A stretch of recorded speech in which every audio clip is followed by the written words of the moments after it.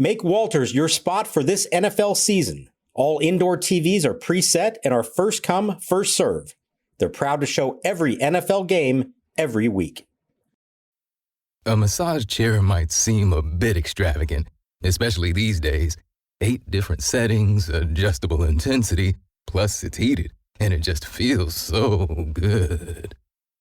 Yes, a massage chair might seem a bit extravagant, but when it can come with a car, suddenly it seems quite practical.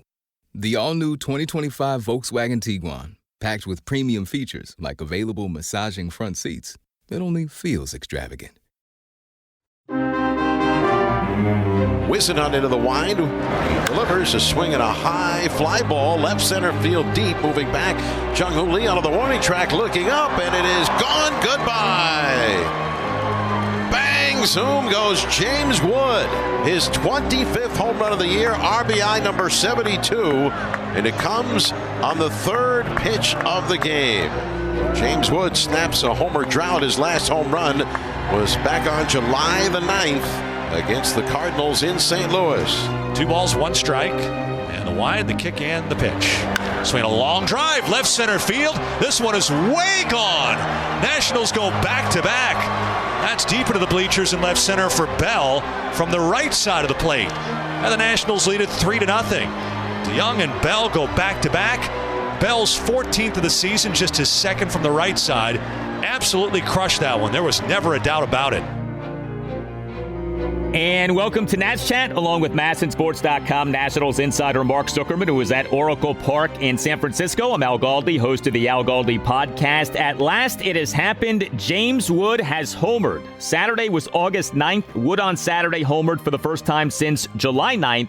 He also had an RBI double. The Nats hit 2 other home runs and got a win, a 4-2 win at the San Francisco Giants in Game 2 of a 3-game series. The Nats improved to 46-70, including 15-34 in day games. A rare win for the Nats in a day game, and the Nats won despite the Giants starting pitcher Carson Whisenhunt being a lefty, as the Nats this season have struggled quite a bit against lefty starting pitchers, as you may have heard. You can find us on X at Nats_chat. You can find us on Blue Sky at Nats Chat Podcast. You can email us, natschatpodcast@gmail.com. And if you happen to be listening to this podcast on Apple Podcasts or Spotify, you can write a review of the podcast saying that you like it. The review can be just a sentence or 2, but the reviews do help us out a lot.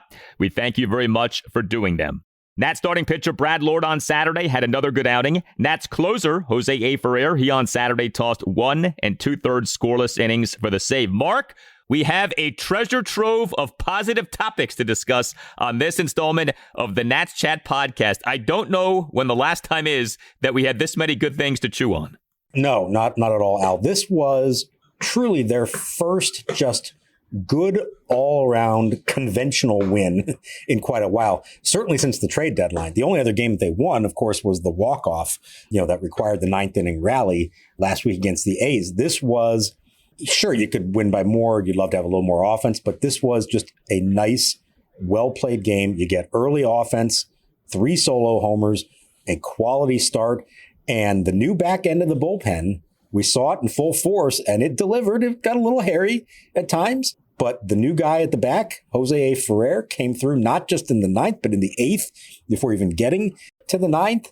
And it just was a nice feel-good win for a team that has not had nearly enough of those anytime recently.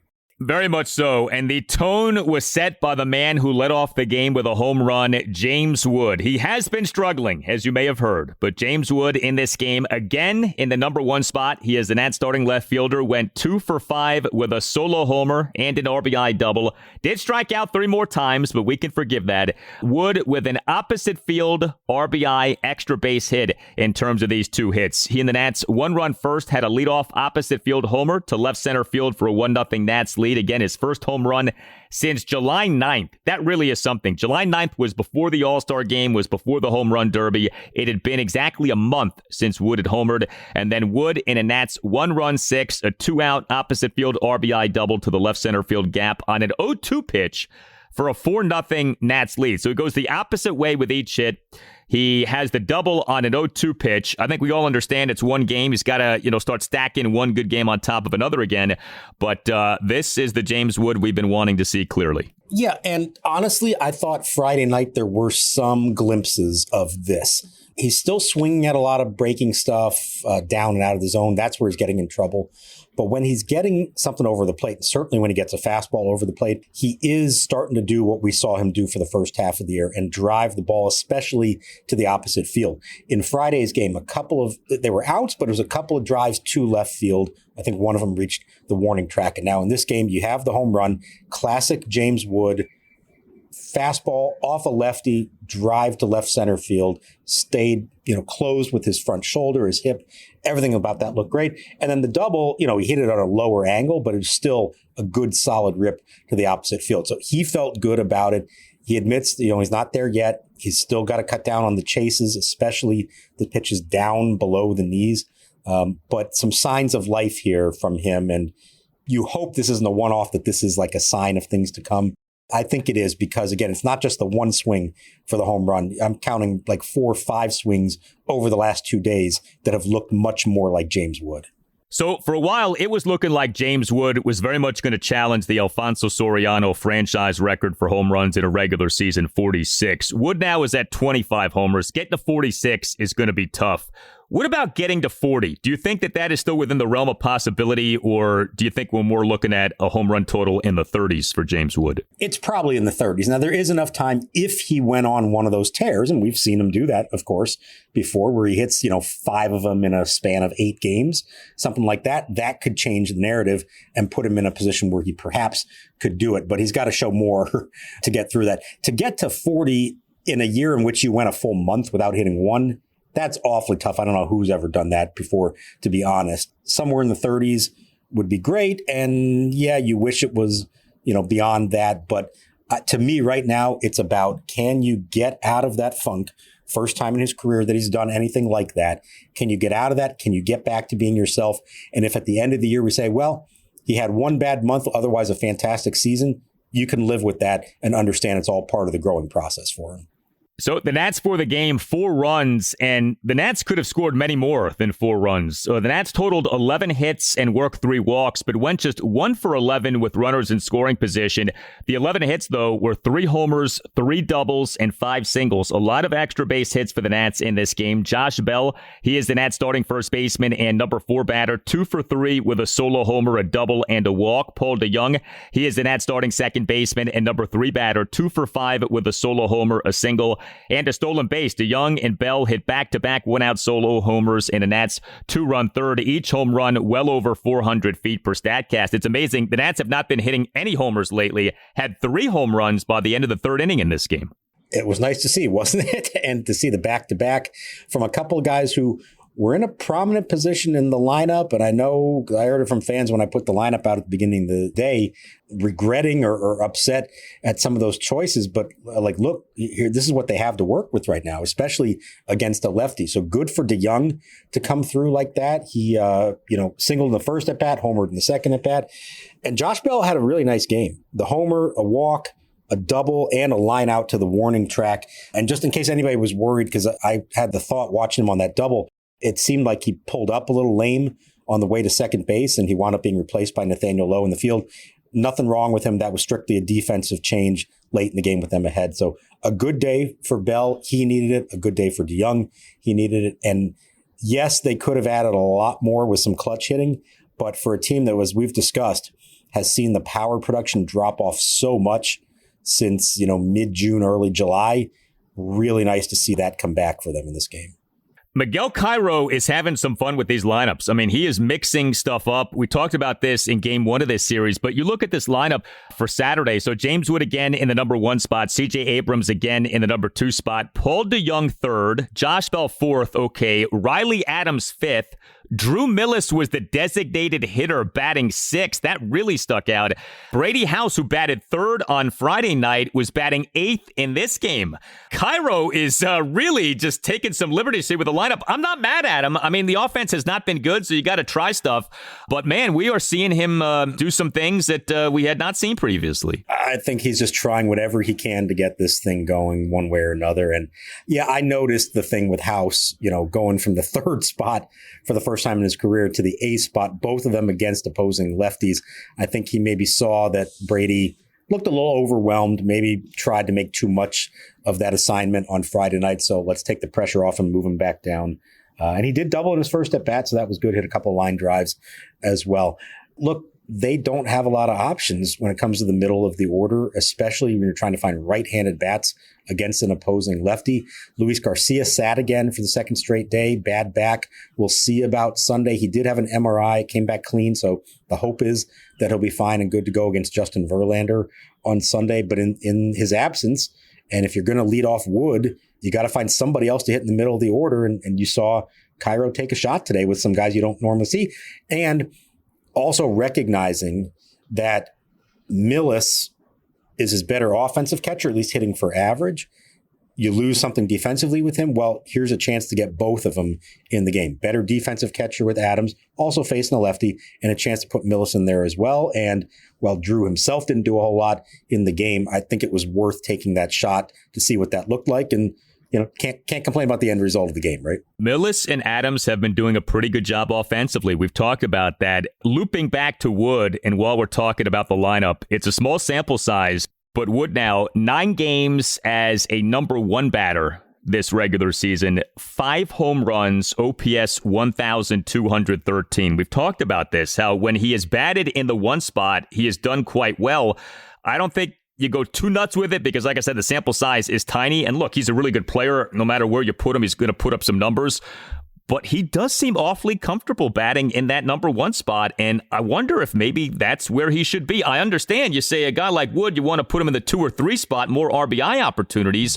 But there are teams that do this. The Dodgers bat Shohei Ohtani in the number 1 spot. So to bat Wood in the number 1 spot is not lunacy. It's hard to ignore those numbers. He's been really productive when he has batted in that number 1 spot. I was just going to say, this is becoming more common than it ever was in baseball history to just take your best hitter, all-around hitter with power, and put him in the top spot. So it's not that unusual. Now, in a perfect world, you have enough depth that you've got guys behind him who are worthy of batting 2nd, 3rd, and 4th. The Nats don't really have that at the moment, but you can't deny the results. We mentioned it the other day when Kyle Schwarber was moved to the leadoff spot. It was good for him and really good for his career. We've seen others do it as well. James Wood doesn't just hit for power. When he's on, he is patient. He draws walks, high on base percentage. Yes, I would love for him to come up with guys on base and hit 2-run, 3-run, 4-run home runs. But sometimes there is something about leading off, especially to begin a game, set the tone. You do probably get more fastballs in that situation than you do as a number 2 or number 3 hitter. And if this is what gets him going again, then you ride it, you stick with it, you figure out the rest along the way. Will he be a leadoff hitter for his career? I'm going to guess probably not, but it's not as ludicrous as an idea as we would have used to think by conventional baseball wisdom. Mike Trout has done it. Shohei Ohtani's done it. A lot of really good hitters have hit leadoff. Get your best batters, the most plate appearances possible, and there's no batter on this team better than James Wood, even with the recent slump.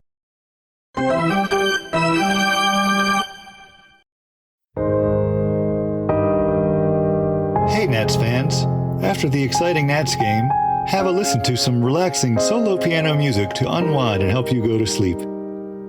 I'm Tim Newmark, the composer of the Nats Chat theme song, and you can find my latest music on Spotify, Apple Music, Pandora, and anywhere you stream music. The song you're hearing now is called Improv in A-flat major, The End of the Road. Psoriatic arthritis symptoms can be unpredictable. I had joint pain, and I couldn't move like I used to. I needed relief. I got Cosentyx. It helped me move better. Cosentyx secukinumab is prescribed for people 2 years of age and older with active psoriatic arthritis. Don't use if you're allergic to Cosentyx. Before starting, get checked for tuberculosis. An increased risk of infections and lowered ability to fight them may occur, like tuberculosis or other serious bacterial, fungal, or viral infections. Some were fatal. Tell your doctor if you have an infection or symptoms like fevers, sweats, chills, muscle aches, or cough, had a vaccine or plan to, or if inflammatory bowel disease symptoms develop or worsen. Serious allergic reactions and severe eczema-like skin reactions may occur. Learn more at 1-844-COSENTYX or Cosentyx.com.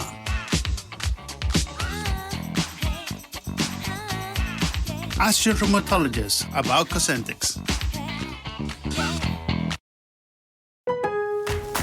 Lowe's knows when you're looking for reliability, the right brand makes all the difference. And now, Lowe's is the exclusive home improvement retailer for the Whirlpool water treatment line, including their Wi-Fi softener, under-sink filtration system, and more. With Whirlpool's proven performance and our everyday low prices, better tasting, better quality water is within reach. Shop pro-trusted brands like Whirlpool and more, in-store or online. Lowe's, we help, you save.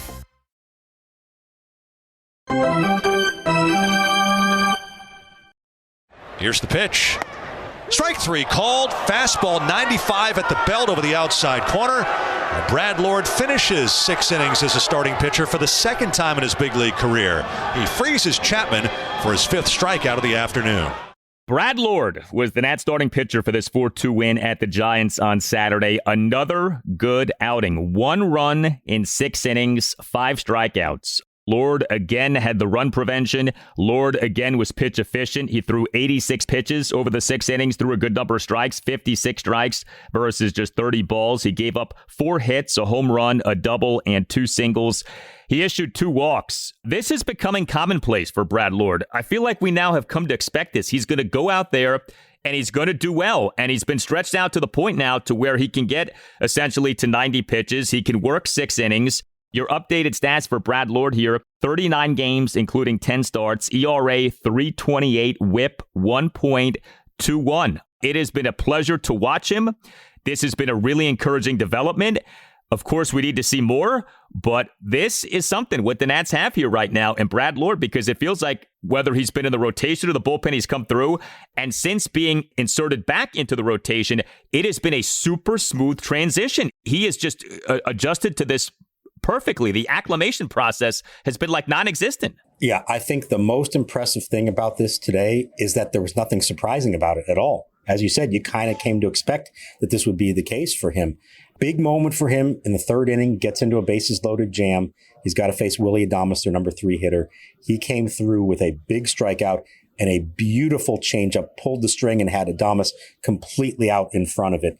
That's a big-time pitch in a big spot against a good hitter and a sign of what Brad Lord is capable of doing. We don't think of him as a strikeout pitcher, but in that spot, he got what he needed there to get through that and really, cruise the rest of the way. Gave up the 1 home run to Rafael Devers on not a bad pitch. It was a 3-2 fastball at the knees. I think Rafael Devers is showing us these last 2 games why he is so good. Lord has thrown 85 innings now this season, and I know it's unconventional how he's gotten to that total, but you give me any big league pitcher, starter or reliever, putting up a 3.28 ERA over 85 innings, that is a very good season, and there's still more to come from him. And we talked about Friday night, looking ahead to the rotation next year and who's assured of something and not. Clearly, he's not yet because he's got to prove this now over a longer stretch. But it's impossible not to be impressed by what we've seen from him in no matter the role that they have put him into. It has, in a season in which there hasn't been a whole lot of positive development, this is high on the list of things that have happened this year that actually leave you encouraged for the future. Entering this game on Saturday, number 1 on the Nats in terms of pitcher wins above replacement per Baseball Reference for this regular season was MacKenzie Gore at 2.3. Number 2 was Brad Lord at 1.8. That does not include what he did on Saturday. Brad Lord is creeping closer to MacKenzie Gore's WAR. I mean, think about that. That's how good Brad Lord has been. And obviously, Gore has been struggling lately. Now, is it going to wind up that Lord has a higher WAR than Gore? I don't know that I'm putting money on that. But does that not say so much about the season that Brad Lord has had?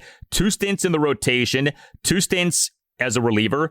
Doesn't matter. He's been effective no matter how he has been used, and he's been the Nats' second most productive pitcher if you go by WAR. And he goes out there and just gets the job done. Doesn't look fazed by anything, any situation that he's thrown into. Let's remember, he wasn't just pitching out of the bullpen. He was pitching in high leverage spots. He was essentially the top setup man there for a good chunk of time. So they have thrown a lot at him for a rookie who didn't come in with a high pedigree. They've shifted it on him several times over the course of the season.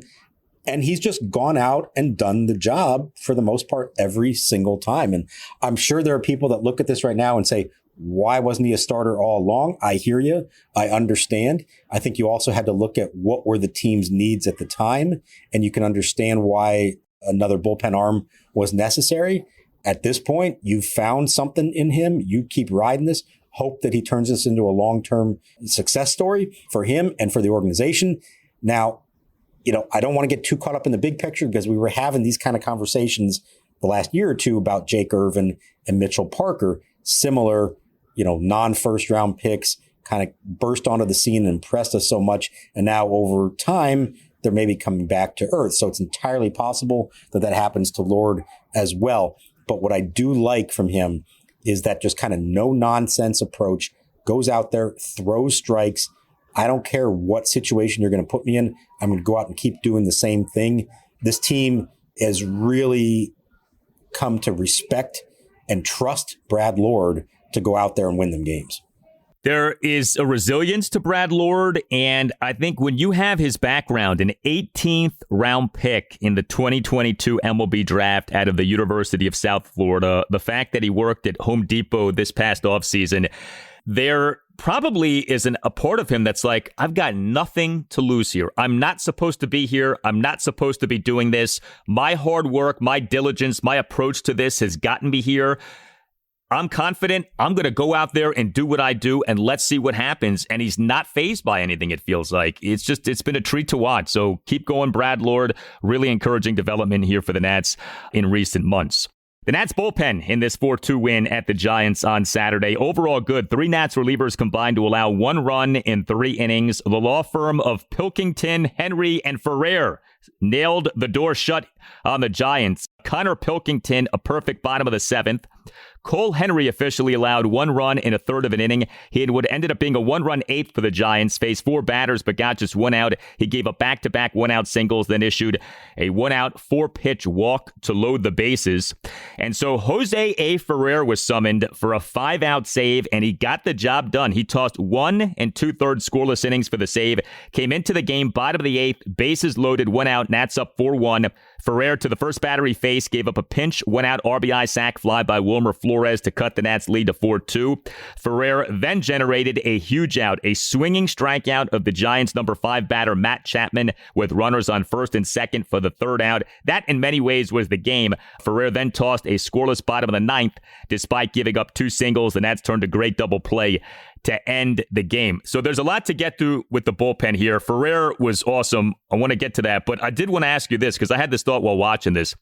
Why Pilkington in the 7th and Henry in the 8th when Pilkington has been so much better than Henry lately? What do you think the thinking was for Miguel Cairo there? Probably a lefty-righty thing for the most part, would be my guess. I've got to look at who was up at which point there, but I think it's probably a matchup thing more than that. And just that, Henry has pitched a little bit more in high leverage spots so far than Pilkington had. That could change here as we, move along. And Henry did labor, got into that bases loaded jam, and credit to Cairo for just pulling the trigger right there. Go to Ferrer and ask for a 5-out save, and he came through with it. But Pilkington is, if Brad Lord is, the most positive, unexpected development of the season, I know it's a far less sample to work with, but Connor Pilkington is working his way up that list as well. Who out there imagine we'd be seeing not just this guy in the big leagues, but pitching high leverage spots as part of the new law firm 789 bullpen. It's been really impressive, and he was really good in that inning. 1-2-3 strikeout on 96. That was impressive, no doubt. It was. So the Giants batters coming up in the 8th were 9-1-2. So it was the very bottom of the order, and then it was turning around. And Cairo is interesting to me. And he trusted Henry in that spot. Henry did not come through, but Ferrer did. And we know the deal with Ferrer. Sometimes he's great. Sometimes he's not quite great. But man, does that stuff play. And we see it every time he pitches. I mean, this isn't a revelation that the guy can reach 100 miles per hour. But it's impossible not to be seduced by his stuff. Like, I get it. You know, we had the Shinosky Ogasawara conversation on the last installment of the podcast. Here you had Ogasawara on Friday night. He's been pretty good lately, but 1 run in 2 1/3 innings. But I made the point, he threw 50 pitches, 29 strikes, 31 balls. The stuff isn't exactly super impressive. With Ferrer, it's the exact opposite. And if he can just harness that in the right way, this guy could be a dominant closer. Like, he's got that kind of stuff. The biggest thing to me in this one for him, and he had to do it twice, is once he got into trouble, or I guess he inherited one of them, but thrown into a trouble situation, being able to get out of it. I think what we've seen from him this year and even last year as well, as you noted, when he's on, he's great. And then when he's off, he very frequently cannot get it back. And you see the whole inning devolving on him. So he gets through the 8th and did a good job of, hey, you give up one inherited runner, that's fine, no big deal. You got the out, and then the big strikeout of Chapman, of course. Now it comes back for the 9th, and all of a sudden, a little infield single, an out, another single, and the tying run's on base, and the winning run is at the plate with only 1 out. We have seen from him at times where that becomes too much for him, and he loses it either through a walk, a wild pitch, a base hit. And what he did was he locked it back in gear, got the ground ball to get out of the game and record the save. The more you do that, the more you start having confidence in yourself, and you understand, hey, even if I get into trouble, even if I'm facing a jam, I can still get out of this. That's that crucial step for him now to become a more consistent reliever. You're not going to be 1, 2, 3 every time out. We know that. Can you, even when you get into a jam, figure it out and get back out of it? That's what's going to make or break it for him. This was big for him to have that opportunity. He was appreciative of it. Now let's see, can he do it on a regular basis? His stuff is so good that I actually think there should be a fairly lengthy leash with him as the closer, and maybe you can groom him as this season goes on to where come next season, he's got enough experience as a closer to where you feel pretty good about him going into the season as a closer. The Nats, to their credit, did essentially develop Kyle Finnegan into a closer. He, of course, wasn't always a closer. He sort of grew into that role as time went on. Of course, part of it is, guys leaving the team, but they sort of developed him into a closer, and perhaps a similar thing can be done here with Ferrer. There will be bumps and bruises over the course of the rest of the season with him as closer. I think we all understand that. But, you accumulate experiences, you figure some stuff out, and maybe come next season, this guy can hit the ground running as an effective 9th inning guy for the Nats. And this is someone they have targeted for a while as this potential late inning, even closer for them in the big leagues. He's always had the stuff. They think he has the makeup. He had the injury a couple years ago that knocked him out for a while, and so that maybe slowed it a little bit. Let's see. I agree with you. There's nothing to lose right now. These final 6-7 weeks of the season, every time, as long as he's available, that you have a lead in the 9th, put him out there, sink or swim. And hopefully, and I think this will be true of Miguel Cairo, if you put him out there and he gets into a jam, hopefully he leaves him in to see if he can get out of it or not. And if he blows it, so be it. It's going to be annoying. Everyone's going to get frustrated by that. But it's probably for the best in the long run for him to experience that and then see how he bounces back the next time out. So I think that'll be the case, just given where they are right now as an organization, given what the other options are for them, and given the fact that he didn't just kind of ascend to this role by default. They have sort of had this in the back of their minds for a while. Even if this was a good year for them and they retained Finnegan at the trade deadline, he was going to be a free agent at the end of the year. We know they probably weren't going to bring him back. I think in their dream scenario, Ferrer would have stepped up to the point that they were ready to hand him the job going into 2026 anyways. Now he's going to get a chance to actually get a little jump start on that process by doing it here for the final 2 months of the season. And something else that has stuck out is Miguel Cairo has faith in Jose Ferrer, or at the very least is conveying that there's faith in Jose Ferrer. That proclamation that Cairo made at that post-game session with you guys the other day of "this is my closer," Cairo said that with like pride, like a father talking about his son, like, that's my boy, like, that's my closer.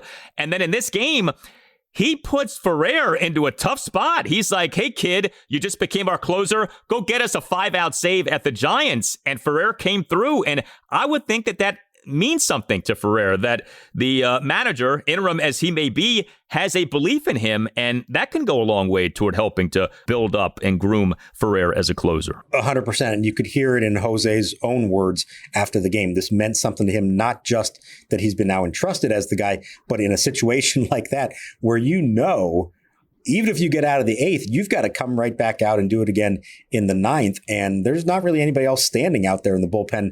I don't think they ever had anybody warming up, anything like that. That kind of show of confidence from your manager, I think it does go a long way. This is a very talented young pitcher. It's just a matter of him gaining the experience and finding a way to be consistent when given these opportunities. And I think we're going to find out over these next 2 months what he's really made of. NetCredit is here to say yes to a personal loan or line of credit when other lenders say no. Apply in minutes and get a decision as soon as the same day. Loans offered by NetCredit or lending partner banks and serviced by NetCredit. Application subject to review and approval. Learn more at netcredit.com/partners. NetCredit. Credit to the people. Planning a trip this year? Travel smarter and connect deeper by learning the local language with Rosetta Stone. With over 30 years of experience, Rosetta Stone's immersive, intuitive method helps you live the language, not just memorize it. Choose from over 25 languages, including Spanish, French, Japanese, and more. Their true accent speech recognition technology gives real-time feedback to help perfect your pronunciation. No translations, just natural learning that builds from words to phrases to full conversations. Whether you have 5 minutes or an hour, you can learn anytime on desktop or mobile. Get a lifetime membership and unlock all 25 languages. Learn as much as you want, whenever you want. Rosetta Stone. Learn confidently. Connect authentically. Don't wait. Unlock your language learning potential now. Listeners can grab Rosetta Stone's lifetime membership for 50% off. That's unlimited access to 25 language courses for life. Visit rosettastone.com/pod50 to get started and claim your 50% off today. Don't miss out. Go to rosettastone.com/pod50 and start learning today. Ferrer had 1 save last year in 2 tries. Here's the pitch. Runners go. Swing and a miss. Blows him away with a 99-mile-an-hour fastball to end the inning. And so a great job by Jose Ferrer to get the Nationals out of the inning. All right, so the Nats can win this series. Game 3 at the Giants, Sunday afternoon at 4:05. And how about the pitching matchup? MacKenzie Gore versus Justin Verlander. Now, that may look better on paper than it is in reality. Verlander is, of course, aging and is not having a particularly good season. This is his age 42 season. But, of course, Justin Verlander, one of the best pitchers of the last 20 years, a slam dunk future Hall of Famer, and a pseudo-local, a product, as many of you know, of Old Dominion University. But MacKenzie Gore, he's in a real rut. We've been talking about this since the All-Star game, just has not pitched well. He is in desperate need of pitching well. This is going to be interesting. The Giants are a pretty good team. How Gore does on Sunday, I don't know that anyone really knows what to expect. He, of course, is so much better than what we have seen lately, but he lately really has been struggling. Yeah, this is a big one for him to get started, especially the first inning, facing some pretty good hitters like Devers and Adames. I think that's critical for him to get through a good, solid, clean first inning. And we'll see. I think Brad Lord noted how the early James Wood homer, the other homers that gave him a lead, it made a difference for him pitching. I can imagine if you're MacKenzie Gore, an early lead would go a long way as well towards helping him out. I think this is an important start for him. You want to minimize that slump like we saw last year. Don't let it stretch out too long. You can get it back under reps now and return to being the pitcher you were in the first half. Then we're going to get to the end and say, okay, good season. Yeah, there was that period there where it wasn't going well, but he once again figured it out and got better. You don't want to leave that kind of sour taste in your mouth for a longer stretch of time. I think this is one of his biggest starts of the year, to be honest, under those circumstances. You tell us what you think. Hit us up on X at Nats_chat. Hit us up on Blue Sky at Nats Chat Podcast. You can email the show, natschatpodcast@gmail.com, including if you would like to sponsor the program, contact the man who runs the podcast, Tim Shovers. Again, that email address is natschatpodcast@gmail.com. We have a website you can check out too, natschatpodcast.com, at which you can purchase a Nats Chat Podcast t-shirt. All Nationals radio highlights on Nats Chat are courtesy of 106.7 The Fan. Nats Chat is on the radio Sunday morning 9 to 10 on ESPN Richmond, which is 106.1 FM in the Richmond, Virginia area, and Sunday morning 9 to 10 on Priority Sports Radio 94.1 in the Virginia Beach area. For Mark Zuckerman, I'm Al Galdi. We thank you for listening, and we'll talk to you next time on the Nats Chat Podcast. Rehab with a similar injury. Motion and the 1-2 skied by Cruz, well hit to left center field. That is long, high, deep, and gone off the Pepsi sign into the bullpen and ricocheting back out onto the field. Dylan Cruz has gone deep.